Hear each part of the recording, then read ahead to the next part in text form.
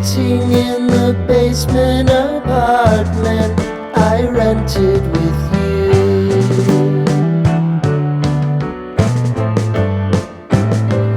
Remembering the holiday party we had with the crew.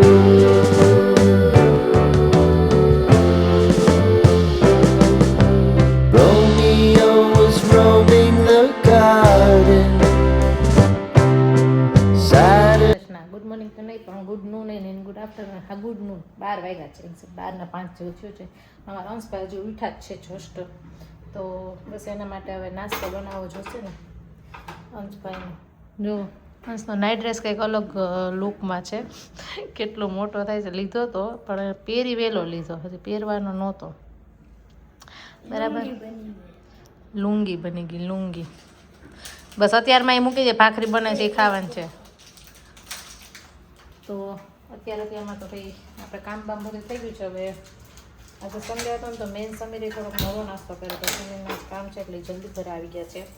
તો હવે જોઈએ છીએ અમારી રસોઈમાં અમે આજે શું કરીએ છીએ કે સ્કીપ કરીએ છીએ, કારણ કે મારે આ છે શૂટ ઘણાય કરવાના છે પ્રમોશનના.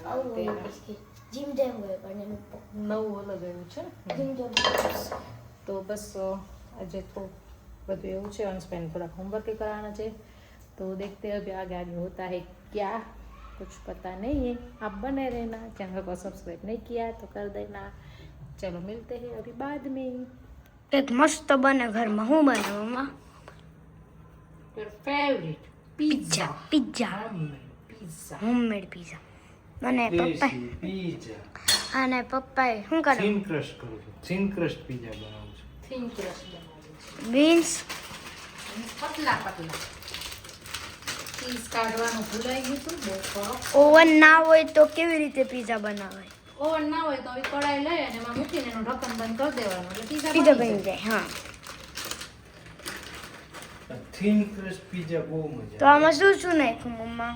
એમાં મેં નાખ્યું છે કેરટ, કેપ્સિકમ, પછી પનીર, પછી પિઝા સોસ, મકાઈ, પછી પિઝા સોસ, કાંદા, પિઝા સોસ, પિઝા સીઝનિંગ. એ બધું નાખવાનું. પછી આ પિઝાનો બેસ લેવાનો, એના ઉપર રાખવાનું, પછી આવું લઈને એના ઉપર રાખવાનું. એટલે થીન ક્રશ બેઝ રેડી થઈ ગયા છે. જો પતલો પતલો છે. જો ખાવા માંડ્યા છે પિઝા. કેવા લાગ્યા છે પિઝા? એકદમ મસ્ત હો. મસ્ત ને? હા, તો પછી અંશ હોટલ તને જેવો ટેસ્ટ છે. તને કેવા લાગ્યા અંશ? માસ્ટર છે. માસ્ટર શેફ છે. વાહ ભાઈ વાહ. તો અંશને છે ને જાડો ખાવો તો ને, થીન ક્રશ નથી ખાવો. તો અંશનો હવે બનશે આના પછી. ઓકે અંશ, થોડીક વેઇટ કરજે તો થઈ જાય હમણાં. સન્ડેના છે ને અંશને બપોર સુધી ઉઠાડીએ નહીં ને, તો કે અમે ઉઠાડવા તો 5 વાર જાય તો અહીં બપોરે માંડ ઉઠે. અમે લગભગ 9:30 ચાલુ કર્યું હોય તો એ 11:30-12 ઉઠે. તો આજ ભાઈ 12 વાગ્યા સુધી ખેંચી લીધી હતી. એટલે હવે હુવામાં નહીં સમજે, હુવામાં નહીં સમજે તો પછી કાલ ઉઠવામાં નહીં સમજે ને. કાંઈક પણ નાટક કરવાનું પછી છે ને વધારે ખાતાનું લઈને બેસી ગયો હોય. કાંઈક ને કાંઈક કરવું જ જોઈએ. જો આવી રીતે હવે એને પેન્સિલ સાફ કરી. બોલો, કાંઈ પણ ધંધો ના હોય ને એટલે આવું કરવા ભરગી જાય. તારું હુઈ જવાનું છે. જો તૂટી ગઈ ને સરસ. હું ને ડેડી હમણાં વોકિંગમાં જવાના છીએ. નહીં હું હમણાં કિચનને સાફ કરી લઉં એટલે બરાબર. તો ગાઈઝ ચેનલને સબસ્ક્રાઈબ કરી દેજો. કોઈ સબસ્ક્રાઈબ નથી કરતા, જોવો છો પણ કોઈ સબસ્ક્રાઈબ નથી કરતા. એવું ના કરાય, સબસ્ક્રાઈબ કરી દેવાય. અને બીજા બધાના મોબાઈલમાંથી એ કરી દેજો એટલે એને પણ અમારા બ્લોગ જોવા મળે. ધીમે ધીમે થોડું અમે ઇમ્પ્રૂવ કરતા જાઉં. પણ હા, શોર્ટ્સ સરસ મજાના શોર્ટ્સ આવે છે એટલે એ તો જોતા જ રહેજો અને શેર કરતા રહેજો સારા લાગે તો. તો ચાલો હવે કિચન સાફ કરવાનું છે. પિઝા ખાઈ લીધો છે તો પચાવવા તો જવા પડશે. તો વોક કરી આવશું. ના, તને અમારે નથી લઈ જાઓ.